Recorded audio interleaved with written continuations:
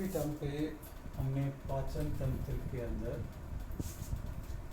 मुंह के अंदर, वोकल कैविटी के अंदर डाइजेशन पढ़ लिया था। अब हम वोकल कैविटी के अंदर parotid gland, mucus, saliva, sublingual gland जो इसके नीचे पाई जाती है, उन सब का जो सीक्रेशन आता है उसको हम सलाइवा कहते हैं। जब भोजन के अंदर सलाइवा मिल जाता है तो भोजन थोड़ा दांतों से चबाया जाएगा और सलाइवा मिल जाएगा तो बोलस बन जाएगा। बोलस के अंदर जब और सीक्रेशन आ जाते हैं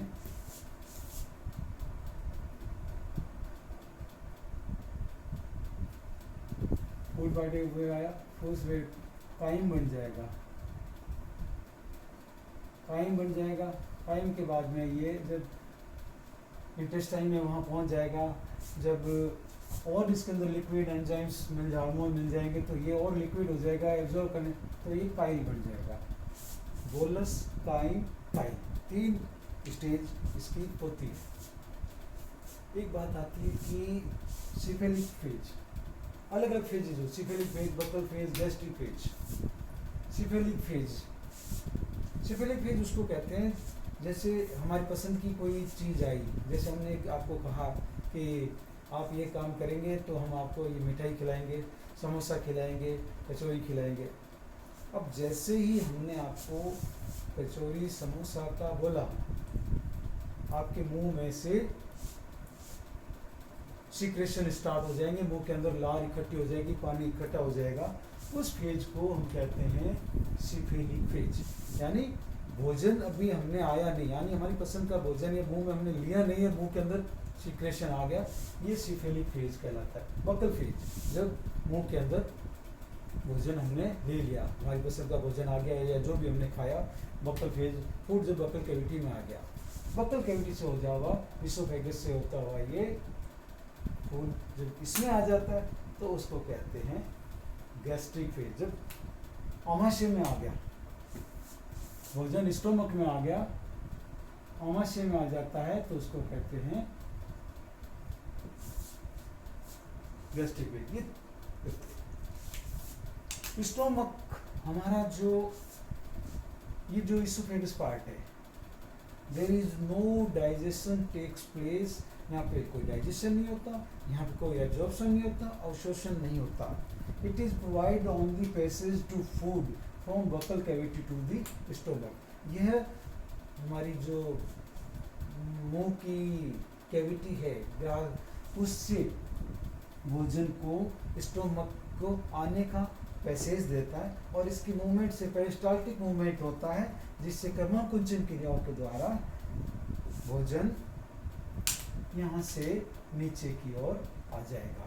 यहाँ पे स्टोमक के अंदर एक स्फिंक्टर मिलता है। 3 पार्ट है स्टोमक के, कार्डिक पार्ट, पाइलोरिक पार्ट और गैस्ट्रिक पार्ट। और इसी प्रकार से यहाँ पाई जाने ग्लैंड से उनका नाम है cardiac gland, pyloric gland, gastric gland. Gastric gland 80% होती है, ये यहाँ पे इस जगह पाई जाती है फंडस पार्ट के अंदर। ये पार्ट कार्डिक कहलाता है, ये फंडिक पार्ट कहलाता है, ये पाइलोरिक कहलाता है। और ये जो उभरी हुई रचना, इसको कहते हैं पाइलोरिक स्फिंक्टर।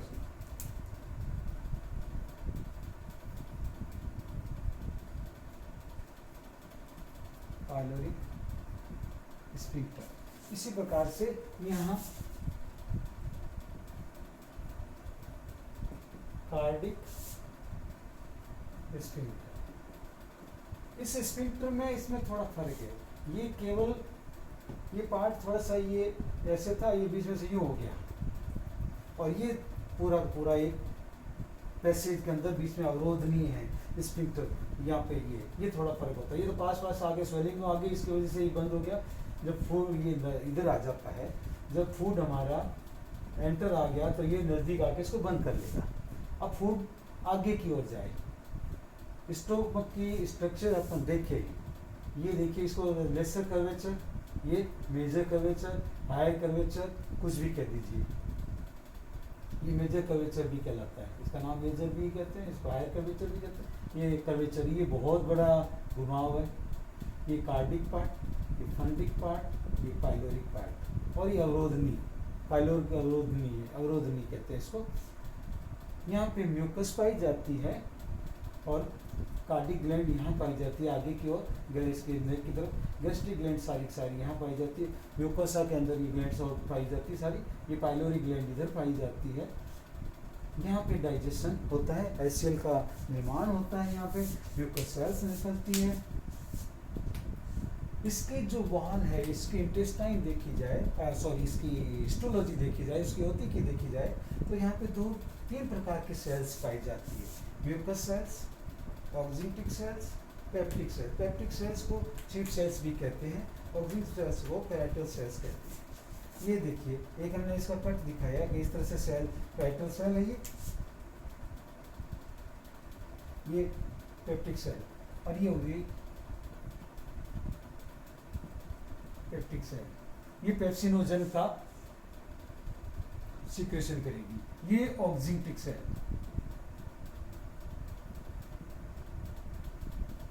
इससे HCl बनेगा।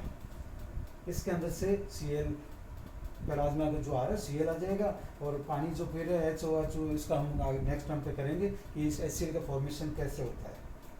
यहाँ जो स्टोमक में जो HCl बनता है, यहाँ जो HCl बनता है उसकी pH 1.2 से 1.8 होता है, यानी हाईली एसिडिक है। अगर इसमें इस HCl में हाथ डाल दिया जाए तो हमारे हाथ गल जाएगा। बैटरी और में जो तेज एसिड होता है उतना ही होता है। अब बात आती है कि अगर ये शरीर के अंदर स्टोमक में ही बन रहा है तो वो स्टोमक की वॉल को क्यों डिजोल्व नहीं कर देता। तो इसके लिए हम कहते हैं कि इसके अंदर आंतरिक सतह पर इंटरनल स्ट्रक्चर इस तरह से कि म्यूकोसा लेयर जो है, म्यूकस सेल्स पाई जाती है यहाँ पे। ये म्यूकस लेयर ये बफर का काम करती है, इसके बीच में बफर का काम करती है म्यूकस लेयर। जो म्यूकस लेयर है